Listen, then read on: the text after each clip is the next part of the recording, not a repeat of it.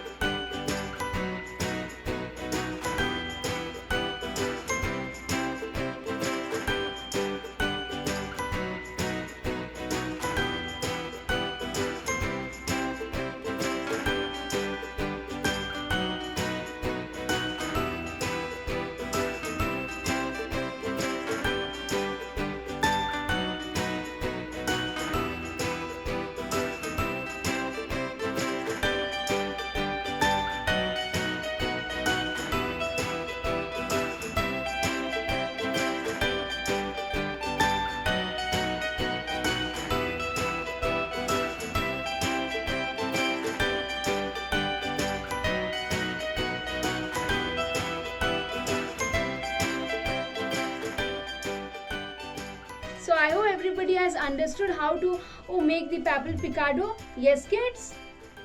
Great kids. So everyone can just try making the Papel Picados, okay? And as we'll be finishing it, you can just upload your Papel Picado in the yellow class portal, okay kids? Okay everyone, so thank you so much kids once again for joining me. I will be seeing you all in the next DIY session, okay kids? So bye kids, bye everyone.